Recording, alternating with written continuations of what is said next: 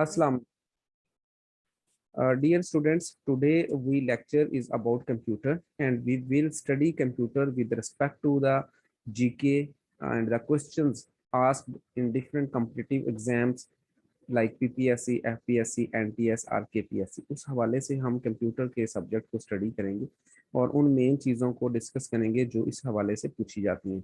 तो सबसे पहले what is definition of computer. Computer is an electronic machine. Computer एक इलेक्ट्रिकल या इलेक्ट्रॉनिक मशीन है विच प्रोसेस रॉ डाटा, जो रॉ डाटा को प्रोसेस करती है। डाटा क्या है? डाटा वो इनपुट होता है जो कंप्यूटर को हम देते हैं। कंप्यूटर उसके ऊपर प्रोसेसिंग करता है और प्रोसेसिंग करने के बाद कंप्यूटर जो हमें जो फाइनली वो देता है उसको बोलते हैं आउटपुट या information. It also stores output for later use. ये आउटपुट को या इंफॉर्मेशन को स्टोर भी कर लेता है अपने पास, जिसको हम दोबारा से इस्तेमाल कर सकते हैं। तो ये तीन चीजें आपको क्लियर होनी चाहिए। One, what is data, the other what is processing and the third is what is information. तो लेट्स से एक एग्जांपल लेते हैं। हमने कंप्यूटर को एक डाटा दिया डिजिट्स की शक्ल में। हमने कंप्यूटर को दिया 2+2। कंप्यूटर ने प्रोसेसिंग की इसके ऊपर और इसके बाद कंप्यूटर ने हमें प्रोसेसिंग करने के बाद एक आंसर दिया, एक आउटपुट दिया 4। तो 2+2 डाटा है और 4 क्या है? वो इंफॉर्मेशन है। तो डाटा जो है is represented with the help of characters such as alphabets, digits 0 to 9 or special characters. ये कीबोर्ड अगर आप देखें तो इसमें आपकी अल्फाबेट की कीज हैं, डिजिट की कीज हैं और कुछ स्पेशल कैरेक्टर की कीज हैं। तो इन तमाम में हम डाटा जो है वो उसको कंप्यूटर को देते हैं। वो डाटा वीडियो की शक्ल में भी हो सकता है, इसके अलावा ऑडियो की शक्ल में भी हो सकता है जो हम उसको देते हैं। अब कंप्यूटर उसके ऊपर काम करने के बाद जो हमें देता है वो इंफॉर्मेशन कहलाती है। So what is processing? Processing is an action in which computer converts data into information. देखिए, एक तरफ डाटा है, एक तरफ इंफॉर्मेशन निकलती है और जो दरमियान में है वो प्रोसेसिंग है। सेम अगर आप को एक मिसाल दूं इसी फंक्शन की डेली लाइफ से, तो गन्ने वाली मशीन आपने देखी है जो रस निकालती है, जो गन्ना हम उसमें लगाते हैं दैट इज डाटा। जो मशीन अंदर काम करती है उसको पीस रही है, एक्शन कर रही है उसके ऊपर, दैट इज प्रोसेसिंग। और जो बनकर जो जूस निकलता है दैट इज इंफॉर्मेशन।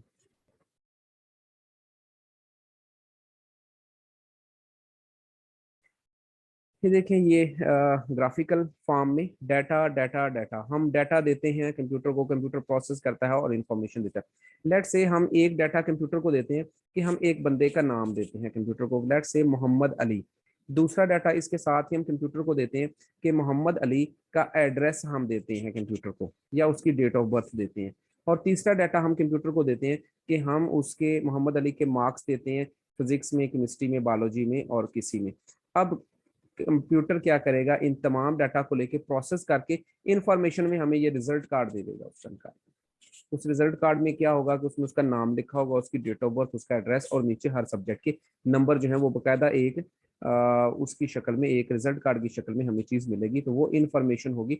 बाकी ये जो सारी कैलकुलेशन है ये इसने प्रोसेसिंग में खुद की। तो इस तरीके से कंप्यूटर जो है वो काम करता है। Functionalities of a computer. If we look at it in a very broad sense, any digital computer carries out the following 5 steps. 5 steps होते हैं कंप्यूटर में। First step takes data as input. Number 1, number 2, step 2 stores the data instructions in its memory and uses them as required. उसको ये आर्जी तौर पर store कर लेता है उस डाटा को। और स्टेप 3 क्या है? Process the data and converts it into useful information. उसके ऊपर प्रोसेस करता है, जो भी आप उसको प्रोसेस की इंस्ट्रक्शंस देंगे वो प्रोसेस उसके ऊपर करेगा।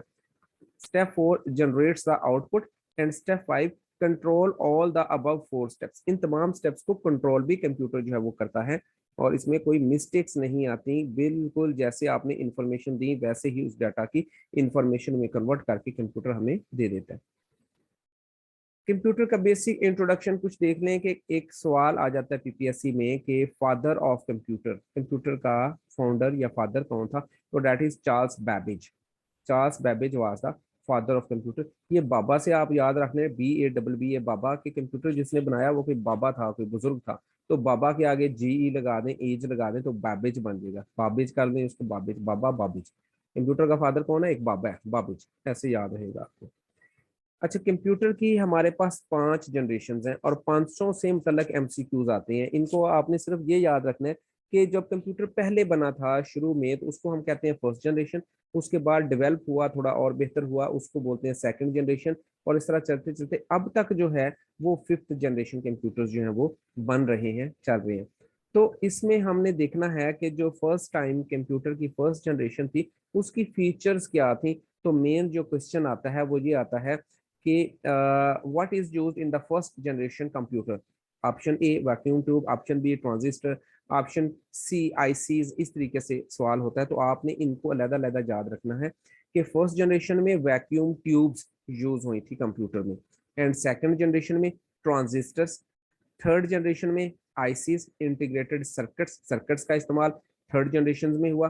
फोर्थ जनरेशन जो है इसको फोर्थ जनरेशन भी बोलते हैं और इसको LSIC बोलते हैं। इसमें यूज जो हुआ था वो लार्ज स्केल इंटीग्रेटेड सर्किट्स, मतलब थर्ड और फोर्थ जनरेशन में दोनों में आईसी यूज हुए हैं जिनको हम बोलते हैं इंटीग्रेटेड सर्किट। लेकिन जो थर्ड जनरेशन के सर्किट थे वो जस्ट आईसीज हैं, और जो फोर्थ के हैं वो LSIC हैं वो भी आईसी लेकिन एल एस लार्ज स्केल, मतलब उससे जरा ये डेवलप्ड थे। अब जो कंप्यूटर चल रहे हैं वो फोर्थ जनरेशन कंप्यूटर ही हैं जो नॉर्मली हमारे पास चलते हैं।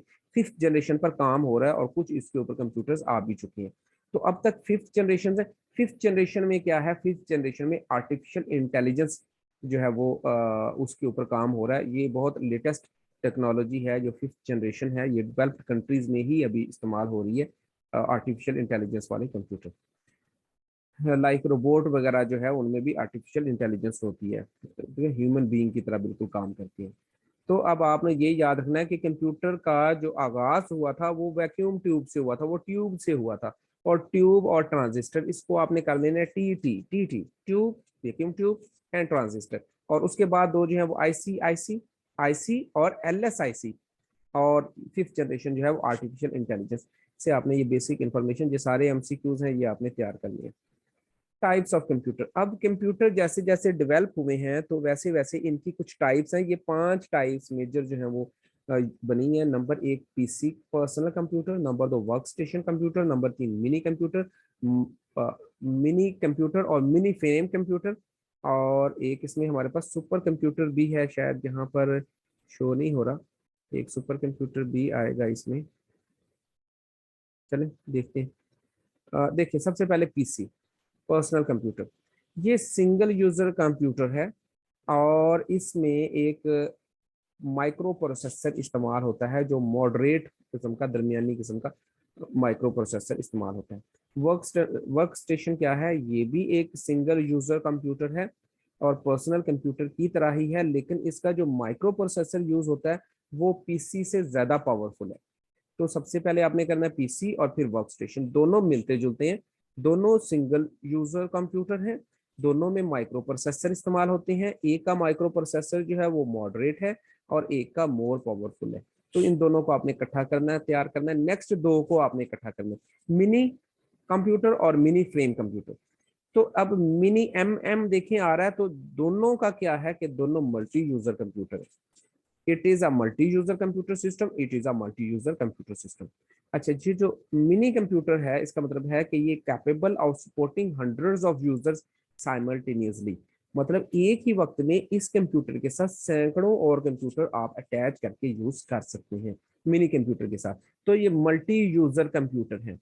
देखिए जो आपका पीसी और वर्क स्टेशन जो है ये सिंगल यूजर कंप्यूटर, और मिनी कंप्यूटर और मिनी फ्रेम कंप्यूटर ये दोनों मल्टी यूजर्स। और इन दोनों में फर्क क्या है 3 और 4 में, कि जो 3 है वो कैपेबल है हंड्रेड्स को एक टाइम में, और ये जो है आपका mini frame computer, it is capable of supporting hundreds of the users simultaneously.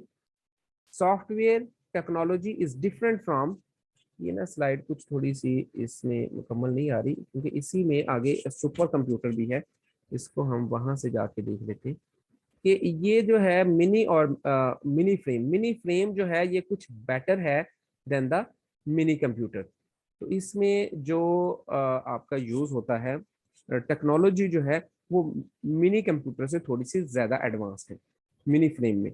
और इसके बाद आता है सबसे बड़ा कंप्यूटर जिसको बोलते हैं सुपर कंप्यूटर। सुपर कंप्यूटर तो देखें, अगर मिनी और मिनी फ्रेम कंप्यूटर जो ये 100 यूजर्स को अटैच करते हैं एक टाइम में। तो सुपर कंप्यूटर्स जो है ये मिलियंस, 100 मिलियंस जो है ना वो उनको अटैच कर लेता है एक टाइम में। और ये कंप्यूटर बहुत बड़ा कंप्यूटर होता है, आप अंदाजा लगा लें कि ये एक कमरे जितना कंप्यूटर होता है। और ये स्पेशल पर्पसेस के लिए इस्तेमाल होता है, ये दुनिया के हर मुल्क के पास है भी नहीं। और ये जैसे मिलिट्री वगैरह के पास और इस किस्म के कामों के लिए, ये जो हमारी एयर ट्रैफिक है उसके लिए, वहाँ पर ये सिर्फ सुपर कंप्यूटर जो है वो यूज़ होते हैं। बाकी नॉर्मली जो है जो हम घर में यूज़ करते हैं वो पर्सनल कंप्यूटर्स या वर्क स्टेशन कंप्यूटर्स होते हैं। और जो कंप्यूटर यूज होते हैं किसी मल्टीनेशनल कंपनीज में या किसी बड़ी कंपनीज में जहां पर बहुत सारे कंप्यूटर्स को लिंक किया जाता है विद द सेम कंप्यूटर, वहां पर मिनी कंप्यूटर और मिनी फ्रेम कंप्यूटर्स हैं। और जो सुपर कंप्यूटर है ये इस्तेमाल होते हैं मिलिट्री लेवल पर या किसी बड़े सिस्टम में, जैसे हो सकता है नादरा वगैरह में भी इस्तेमाल होते हैं। लेकिन मेरा नहीं ख्याल कि ये सुपर कंप्यूटर नादरा वगैरह में यूज होता है। ये जो है एयरफोर्स वगैरह में या ये एयर ट्रैफिक कंट्रोल वगैरह में ये यूज होते हैं। बड़े बड़े कंप्यूटर होते हैं, एक कमरे जितने, बड़ी बड़ी स्क्रीनें होती हैं इनकी, और ये बड़े पेचीदा किस्म के बड़े एक्सपेंसिव कंप्यूटर होते हैं। तो अब तक जो आपने पढ़ा उसमें आपने देखा कि सबसे पहले कंप्यूटर क्या है, then data processing and information में डिफरेंस क्या है और ये कैसे काम करते हैं। Then you have studied the 5 steps of the working of computer, then the basic introduction, the 5 generations of the computer, and then the 5 types of computer। तो देखें ये वही चीज है कि जो आपका एक यहाँ से एक चीज आपने पढ़नी है, सीपीयू जिसको बोलते हैं हम सेंट्रल प्रोसेसिंग यूनिट। जो प्रोसेसिंग का काम है कंप्यूटर में वो सीपीयू करता है। देखिए हमने बात की थी इनपुट और आउटपुट, इनपुट को डाटा, आउटपुट को इंफॉर्मेशन, और दरमियान में जो काम करता है उसको हम बोलते हैं CPU, central processing unit. It is also the brain of computer, ये कंप्यूटर का ब्रेन भी कहलाता है। तो सीपीयू जो है ये असल में सारी प्रोसेसिंग का काम करता है और बिल्कुल एक्यूरेटली ये काम करता है। अगर टेक्निकली हम देखें तो इसके 2 पार्ट्स होते हैं, एक कंट्रोल यूनिट और एक arithmetic logic unit, A L C और C, sorry A L U and C U. A L U arithmetic logic unit और सी यू कंट्रोल यूनिट। तो जो मैथमेटिकल चीजें होती हैं उनको जो सॉल्व करता है सीपीयू में वो अरिथमेटिक एंड लॉजिक यूनिट करता है, जो मैथमेटिकल और रीजनिंग वाली चीजें होती हैं। और जो वैसे ओवरऑल कंप्यूटर के तमाम हिस्सों को कंट्रोल करता है वो करता है कंट्रोल यूनिट।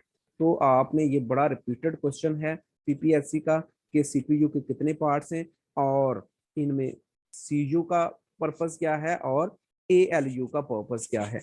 ये काफी दफा सवाल इन दोनों के बारे में आ चुके हैं, इसको आपने बड़ा केयरफुली करना है। और सीपीयू जो है ये एक सिलिकॉन की चिप से बना होता है और ये भी मदरबोर्ड के ऊपर, मदरबोर्ड को आगे हम बड़ी डिटेल से पढ़ेंगे, मदरबोर्ड के ऊपर ये फिक्स होता है। सीपीयू सेंट्रल प्रोसेसिंग यूनिट, इसका आपको सीपीयू का ना अच्छे तरीके से पता होना चाहिए क्योंकि इसमें से मोस्टली क्वेश्चंस एक्सपेक्टेड होते हैं। Central processing unit consists of the following features. CPU is considered as the brain of the computer. CPU performs all types of data processing operations. It stores data, intermediate results, and instructions. It controls the operation of all the parts of the computer. CPU itself has following 3 components. Memory or storage unit, ये जो store करता है उसको, data को, then control unit और arithmetic logic unit, ALU and CU. अच्छा, 2 devices होती हैं कंप्यूटर को, हम हिस्सों को 2 हिस्सों में तकसीम करते हैं, एक इनपुट डिवाइसेस और एक आउटपुट डिवाइसेस। वो कौन कौन से फिजिकल पार्ट्स हैं कंप्यूटर के जिनको हम बोलते हैं इनपुट डिवाइसेस, और वो कौन कौन से हैं जिनको हम बोलते हैं आउटपुट डिवाइसेस। वो तमाम पार्ट्स जो यूज किए जाते हैं in order to enter data, these are called input devices like keyboard, mouse, joystick, light pen. ये joystick लाइट पेन ये लिखने के लिए यूज होता है पेन, और स्टिक होती है एक, ये भी डाटा को एंट्री करने के लिए, गेम्स वगैरह बच्चे अमूमन इससे खेलते हैं joystick से। ट्रैक बॉल, स्कैनर, कोई चीज आप स्कैन करके कंप्यूटर में डाल देते हैं। ग्राफिक टैबलेट, ग्राफिक टैबलेट भी ना एक टैबलेट होता है अमूमन एजुकेशन पर्पज के लिए कंप्यूटर में इस्तेमाल होता है। मसलन मैंने एक फ्लावर की तस्वीर बनानी है तो कंप्यूटर में वो बनानी मुश्किल है, तो मैं क्या करूंगा कि एक ग्राफिक टैब इसके साथ अटैच करूंगा कंप्यूटर पर, और उसके ऊपर मैं जैसे पेंसिल लेकर जैसे मैं कॉपी के ऊपर लिखता हूँ लिखूंगा उसी के ऊपर, ड्रा भी उसी पर करूंगा सारा, लेकिन वो शो होगा कंप्यूटर की स्क्रीन पर। तो ये बड़ा अच्छा है ग्राफिक टैबलेट जो है, ये एजुकेशन पर्पज के लिए मैंने खुद ये परचेज करना है क्योंकि मुझे इसकी बड़ी ज़रूरत है ऑनलाइन क्लासेस के लिए। बाज़ औक़ात ऐसी चीज़ें आ जाती हैं कि जो पॉसिबल नहीं होता, मसलन मैप्स जो है वो डायरेक्ट स्क्रीन पर ड्रा करना बाय यूजिंग माउस और कीबोर्ड वो पॉसिबल नहीं है। तो वो अगर आ जाए हमारे पास ग्राफिक टैबलेट, तो उसके ज़रिए हम कंप्यूटर में डाटा आसानी से फीड कर सकते हैं। पिक्चर्स बनानी है, अगर आपने मैप्स बनाने हैं, कुछ भी आपने इस किस्म का ड्रा जो करना है वो वहाँ से बेहतर हो जाता है।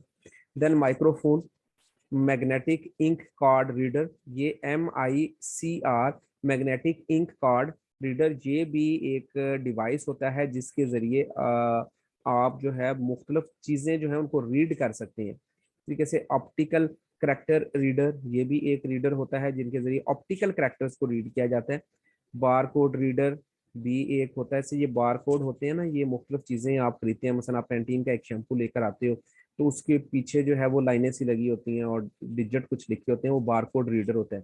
तो वो अक्सर प्लाजाज वगैरह में जैसे सरगोदा में है, जहाँ हमारे पास सिल्ला वाली में जैसे ये है सरदार सुपर स्टोर, तो वो चीज़ जो है वो उसके आगे करते हैं, बार कोड रीडर के आगे वो टक करता है तो वो चीज़ की सारी डिटेल जो है वो कंप्यूटर के अंदर आ जाती है। अब देखें वो इनपुट डिवाइस क्यों है कि वो बार कोड को रीड करके उसका नाम, उसकी प्राइस, सब कुछ ऑटोमेटिकली खींच लेता है, क्योंकि उस बार के अगेंस्ट वो चीजें ऑटोमेटिकली खुद डिस्कवर कर लेता है कंप्यूटर, सिर्फ हम उसके सामने उसका बार करते हैं और बार कोड रीडर उस बार को रीड करता है और वहां पर डिजिट्स और सारा कुछ कंप्यूटर में आ जाता है।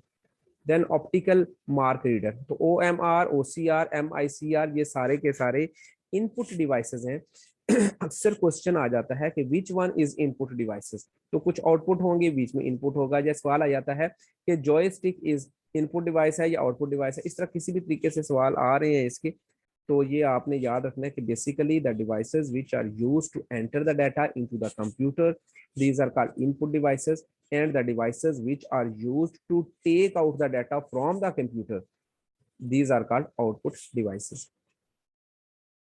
जी ये बहुत इंपॉर्टेंट है, ये भी आपके पास एक कीबोर्ड होता है, उस कीबोर्ड में टोटल 104 कीज होती हैं। ये भी क्वेश्चन आता है कि a keyboard consist of total 104 keys. In keys को अब हम मुख्तलिफ जो है वो कैटेगरीज में डिवाइड कर लेते हैं। तो एक कैटेगरी है टाइपिंग कीज। टाइपिंग कीज में वो कीज शामिल हैं जो आती हैं, एक तो ABC के जो अल्फ़ाबेट्स हैं A to Z, ये टाइपिंग कीज में आती हैं। These keys include the letter keys and the digit keys 09, ये 0 से लेकर, कीबोर्ड मेरे सामने पड़ा है, 0 से लेकर 9 तक जो है इनको जो है वो ये टाइपिंग कीज में। अच्छा इसको ना बाज का दो हिस्सों में भी तकसीम कर दिया जाता है, अब इनके नामों में ही है। बाज का ये जो A to Z है ना, इनको कह दिया जाता है अल्फाबेटिक कीज, और ये जो दूसरी कीज है डिजिट वाली, जो आपके एक और कीबोर्ड है राइट साइड पर बिल्कुल कीबोर्ड के, इसको क्या दिया जाता है न्यूमेरिक कीज। तो ये भी बाज़ औक़ात आ जाता है। अब इसने दोनों को इकट्ठा कर दिया तो इस तरीके से भी ठीक है। Numeric keypad, it is used to enter the numeric data और cursor movement, generally it consist of set of 17 keys that are laid out in the same configuration used by most adding machines and calculators। 1 2 3 4 5 6 7 8 9 10 11 12 13 14 15 16 17 जी, ये जो numeric keys जो है ना, ये वही keys हैं जो ऊपर टाइपिंग कीज में उसने शामिल कर दी है। अच्छा अच्छा, ये जो टाइपिंग कीज में इसने शामिल की है ना 9 कीज, ये और कीज हैं, ये वो कीज हैं जो ABC लिखी हुई है ना बीच में, ABC के ऊपर जो कीज अगर आपको देखें तो एक लाइन में सीधा लिखा होता है 1 2 3 4 5 6, तो ये जो है ऊपर जो लिखी हुई है डिजिट्स, ये टाइपिंग कीज में आएंगी। और एक राइट साइड पर जो अलहदा से एक की पैड है, उसको हम बोलते हैं न्यूमेरिक की पैड, उसमें 17 कीज होती हैं। इन 17 कीज में हमारे पास 0 से लेकर 9 तक कीज, और उसके बाद एक नम लॉक की है, एक ओब्लिक की है, एक स्टार की है, एक एंटर की है, एक प्लस की है और एक डेल की है। ये पूरा एक कीबोर्ड है छोटा सा एरो कीज के बिल्कुल राइट साइड पर। इसको हम बोलते हैं न्यूमेरिक कीपैड। देन है फंक्शन कीज। फंक्शन कीज जो है ये 12 कीज होती हैं, F1 to F12, और इनका मुख्तलिफ फंक्शन होता है। इनका फंक्शन डिपेंड करता है कि आप कौन सा सॉफ्टवेयर यूज कर रहे हो। मसलन अगर आप यूज कर रहे हो MS वर्ड तो उसमें फंक्शन कीज का फंक्शन और होगा, अगर आप MS एक्सेल यूज करते हो तो उसमें फंक्शन कीज का फंक्शन और होगा। और बाज दफा ये कीज जो है ये आर्ट या कंट्रोल के साथ मिलकर काम करती हैं। इसमें लेट से इसमें ना आपने तमाम फंक्शन कीज जो है MS वर्ड में वो आपने तैयार करनी है। लेट से जैसे F1 जो है ये इस्तेमाल होती है हेल्प के लिए, F5 जो है ये इस्तेमाल होती है रिफ्रेश के लिए। तो ऐसे आपने इनको एक दफा तैयार कर लेना। F2 जो है ये सेव एज के लिए यूज होती है। तो ये सारी लिस्ट जो है वो मैं आपको भिजवा दूंगा, तो वो आपने एक दफा तैयार कर लेनी है। MS वर्ड की जो शॉर्टकट कीज हैं वो आपने तैयार करनी है, उनमें से ही क्वेश्चन पूछे जाते हैं। वर्ड और एक्सेल और पावर पॉइंट में से क्वेश्चन नहीं आते, वो बहुत थोड़ा आगे की चीजें हैं। तो ये फंक्शन कीज हैं। इसके बाद है कंट्रोल कीज। कंट्रोल कीज देखें, ये भी जो आपकी अल्फाबेटिक कीज हैं और न्यूमेरिक कीज हैं उनके दरमियान में जो कीज हैं उनको हम बोलते हैं control keys. These keys provide cursor and screen control. ये आपने पेज अप करना है, डाउन करना है, एस्केप करना है, डेल करना है, इंसर्ट, एंटर, ये सारी कीज जो है ये कहलाती हैं कंट्रोल कीज।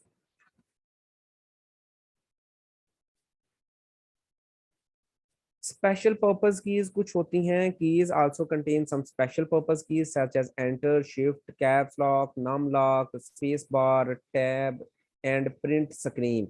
ये जो कीज मुख्तलिफ जगहों पर इनके बटन्स हैं और ये खास मकसद के लिए इस्तेमाल होती हैं, इनको हम कहते हैं स्पेशल पर्पस कीज। अमूमन ये कीज जो हैं ये मिक्स करके मुख्तलिफ कीज के साथ भी यूज होती हैं। जैसे कंट्रोल C कॉपी करने के लिए यूज होती है और कंट्रोल V पेस्ट करने के लिए यूज होती है। और सम टाइम ये ऐसे नहीं भी होती, जो है वो सिंपल यूज होती है। जैसे टैब है, टैब जब आपने एक लंबी स्पेस देनी हो तो आप टैब यूज करते हो, जब आपने एक शॉर्ट स्पेस देनी हो तो आप स्पेस बार जो है वो यूज करते हो। आउटपुट डिवाइसेस वो होते हैं जो हमें इंफॉर्मेशन देते हैं। जैसे मॉनिटर जो है वो आउटपुट डिवाइस है, और प्रिंटर जो है जो प्रिंट निकालता है ये आउटपुट डिवाइस है। Memory. Memory is primarily of three types. Computer में थ्री टाइप्स की मेमोरी होती है। एक कैची मेमोरी, प्राइमरी मेमोरी या प्राइमरी मेमोरी को मेन मेमोरी भी बोलते हैं, और एक सेकेंडरी मेमोरी। तो सबसे पहले कैची मेमोरी देखें। Cache memory is a very high speed semiconductor memory. अच्छा, जैसे जैसे ये नीचे की तरफ जाएंगे हम, तो प्राइमरी इससे थोड़ी स्पीड की होगी और जो सेकेंडरी मेमोरी है वो सबसे कम स्पीड की होगी। तो ये तरतीब से आपने याद रखना है। Semiconductor memory which can speed up the CPU, it acts as a buffer between the CPU and the main memory। ये मेन मेमोरी जो है आपकी, जो सेकंड टाइप है मेमोरी की, उसके दरमियान में ये एक बफर के तौर पर यूज होती है। प्राइमरी मेमोरी या main memory. Primary memory holds only those data and instructions on which the computer is currently working. It has a limited capacity and data is lost when the power is switched off. It is divided into two subcategories, RAM and ROM। अच्छा, ये बहुत important है। ये इसलिए जब आप काम कर रहे हो, अभी आपने चीज़ों को स्टोर नहीं किया, कंट्रोल S नहीं किया, लेकिन देखिए फिर भी कंप्यूटर ने अपने पास वो चीज़ें रखी हुई हैं। अब आपने एक पेज टाइप कर लिया है पूरा, आपने अभी तक कंट्रोल S उसको नहीं किया, लेकिन ये कंप्यूटर की मेमोरी में सेव है for short period of time. और जिस मेमोरी में वो सेव है पूरा पेज, पहली लाइन, दूसरी लाइन, तीसरी लाइन, उसको हम कहते हैं प्राइमरी मेमोरी। अच्छा, प्राइमरी मेमोरी जो है इसमें अगर आपने वो सेव नहीं किया और बिजली चली जाती है तो वो ज़ाया हो जाएगा। जब तक आप अगर उसको कंट्रोल S कर देंगे वो सेव हो जाएगा, तो वो प्राइमरी मेमोरी से निकलकर सेकेंडरी मेमोरी में चला जाएगा, हार्ड डिस्क वगैरह में चला जाएगा, और फिर अगर बिजली चली भी जाती है तो वो लॉस नहीं होगा। इसमें जो रैम और रोम, रीड रैंडम एक्सेस मेमोरी और रीड ओनली मेमोरी, इनके मतलब क्वेश्चंस आ जाते हैं अक्सर, तो ये भी इसके दोनों पार्ट्स हैं। और सेकेंडरी मेमोरी क्या है कि ये परमानेंट मेमोरी है। This type of memory is also known as external memory or non-volatile. It is slower than the main memory. उससे भी ये slower है. These are used for storing data or information permanently. मुस्तकिल तौर पर data या information को store करने के लिए ये इस्तेमाल होती है. तो 3 टाइप्स ऑफ मेमोरी जो है ये आपने पढ़ी है. एक आपकी कैची मेमोरी, एक प्राइमरी मेमोरी, और प्राइमरी मेमोरी में रैम और रोम, और एक सेकेंडरी मेमोरी. ये रैम और रोम को अच्छी तरीके से समझ लें. इसमें जो सवाल आता है, ये एक बड़ा इसमें सवाल आता है, वो मैं आपको बताता हूँ. वो है वॉलेटाइल और नॉन वॉलेटाइल का. तो इसको अब आपने कैसे याद रखना है कि ये जो रैम है, रैम रैम जो है ये है वॉलेटाइल, और जो रोम है ये है नॉन वॉलेटाइल. अब आप कोई ना कोई फिक्स कर लें एसोसिएशन के ये मिक्स ना हो. अमूमन सवाल यही आता है वॉलेटाइल और नॉन वॉलेटाइल का, कि रैम रैंडम एक्सेस मेमोरी, जो रैंडम है ना, आप याद रखें, जो रैंडम है वो जो है वो वॉलेटाइल है. वॉलेटाइल का मतलब है जो बहुत जल्दी खत्म हो जाती है, और रोम जो है वो नॉन वॉलेटाइल है. तो रैम देखें, एक तो इसकी एब्रिविएशन आपने याद रखनी है, that is random access memory, is the internal memory of CPU for storing data. ठीक है, मेमोरी है तो जाहिर है वो तो मकसद ही डाटा स्टोरेज है. तो RAM is volatile. Data stored in it is lost when we switch off the computer or if there is a power failure. ROM देखें, रोम होता है read only memory, the memory from which we can only read but can not write on it. जो ROM वाली file होती है उसको आप edit नहीं कर सकते, सिर्फ रीड कर सकते हो. This type of memory is non volatile. This information is stored permanently in such memories during manufacture. ये स्टोर हो जाती हैं परमानेंटली. अच्छा, ये कुछ मेमोरीज हैं, इनको सिर्फ आपने एब्रीविएशन इनकी याद रखनी है. प्रोम, ई प्रोम और ई प्रोम. प्रोम क्या है? Programmable read only memory. E PROM erasable and programmable read only memory. और E PROM electronically erasable and programmable read only memory. मतलब सब में रोम रोम लगा हुआ है, तो रोम रोम का मतलब तो यही है, रीड ऑनली मेमोरी. और फिर सब में पी भी है, और पी का मतलब है प्रोग्रामेबल. अब दूसरे में ई ऐड हो रहा है, और तीसरे में फिर एक और ई ऐड हो रहा है, पीई और फिर डबल ई. तो इनकी आपने जस्ट जो है वो एब्रीवेशन मुकम्मल जो है वो आपने याद कर लेनी है. बाकी इनमें कोई नहीं आपको ज़रूरत. कोशिश तो यही है कि आपको वही चीज़ें करवाई जाएं जिनके मतलब क्वेश्चन जो हैं वो पूछे जा रहे हैं.